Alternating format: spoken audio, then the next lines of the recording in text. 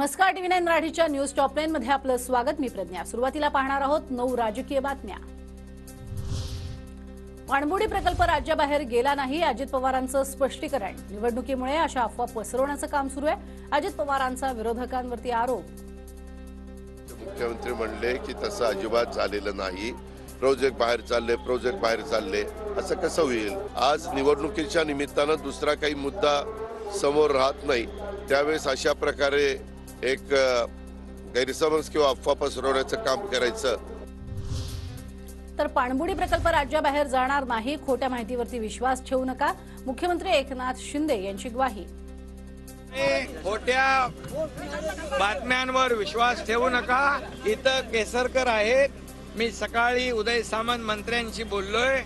हा जो प्रकल्प आहे तो आपल्या राज्याचा प्रकल्प आहे, तो राज्यातून बाहेर जाणार नाही। पंतप्रधान पदासाठी मोदींशिवाय दुसरा पर्याय नाही, उपमुख्यमंत्री अजित पवार यांचं कोरेगाव भीमा इथे वक्तव्य। देशाच्या समोर तरी मी ज्यावेळेस पाहत असतो, मी पण एक अधिक वर्ष समाजकार्य राजकारण करणारा कार्यकर्ता आहे, परंतु नरेंद्र मोदींच्या शिवाय दुसरा पर्याय आपल्याला कुठलाही पाहायला मिळत नाही। तर सौम्या गोम्यांच्या बोलण्यावर मी उत्तर देत नाही, उपमुख्यमंत्री अजित पवार यांची संजय राऊतांवर टीका। पाडापाडीच्या राजकारणात तुम्ही पडू नका, आमच्या पाडापाडीच्या राजकारणात तुम्ही पडू नका। वीज पडलं अशा पद्धतीचं संजय राऊतांना ए उद्या सौम्या गोम्यांनी बोललेलं उत्तर मी देत नाही। उद्या सौम्या गोम्यांनी बोललेलं उत्तर मी देत नाही। जे काही आहे ते मायबाप जनता ठरवेल। शिरूर लोकसभेवरनं अजित पवार यांच्या आव्हानावरती खासदार अमोल कोल्हे यांची प्रतिक्रिया।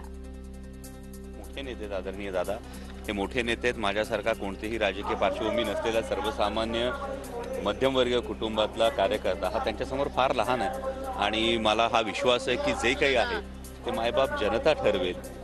मायबाप जनता जी कामांची पोचपावती, जी आशीर्वाद आहे ती देईल, आणि त्यानंतर पाहू। आता आम्ही एकत्र येणार तर भेटीगाठी होतच राहणार, लगेच त्याबद्दल तर्कवितर्क लढवायला नको। पवारांच्या भेटीवरती प्रकाश आंबेडकरांचं स्पष्टीकरण। तर वंचितला इंडिया आघाडीमध्ये घेण्यासाठी कुणाचा विरोध हे माहिती नाही, प्रकाश आंबेडकरांची प्रतिक्रिया।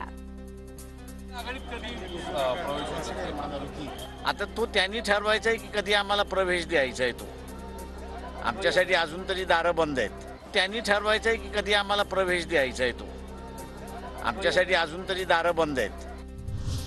रावेर लोकसभेच्या जागेवरती सासरा विरुद्ध सून सामना रंगण्याची शक्यता। लोकसभेसाठी मी इच्छुक, पक्षानेही आदेश दिलाय, एकनाथ खडसेंची प्रतिक्रिया। तर पक्षानं संधी दिली तर निवडणूक लढणार, रक्षा खडसे यांचंही वक्तव्य। बघा, मी ह्या लोकसभेचं मागच्या 2 टर्मपासून नेतृत्व करते इथे। आता नक्कीच पक्षाने संधी दिली तर मी परत तिसऱ्यांदा इथे खासदारकीची उमेदवार राहणार आहे। आणि मागच्या 5 वर्षापासून, म्हणजे जेव्हापासून आम्ही निवडून येतो, संघटनेच्या माध्यमातून 5ही वर्ष आमची तयारी असतेच, आणि आतासुद्धा तयारी आहेच। शेवटी आता पक्ष निर्णय घेईल पुढे काय होणार आहे की नाही। 22 जानेवारीला मुंबईमध्ये दिवाळी साजरी करण्याचे मुख्यमंत्र्यांचे आदेश। राम मंदिर उद्घाटन प्रसंगी मुंबईतील मंदिरं आणि महत्त्वाच्या इमारतींना रोषणाई करा, मुख्यमंत्री एकनाथ शिंदेंच्या महापालिका आयुक्तांना सूचना। उत्तर प्रदेशचे मुख्यमंत्री योगी आदित्यनाथ यांना जीवे मारण्याची धमकी, ईमेलद्वारे ISIशी संबंधित व्यक्तीकडनं धमकी। लखनौच्या गोल्फ सिटी पोलीस ठाण्यात गुन्हा दाखल।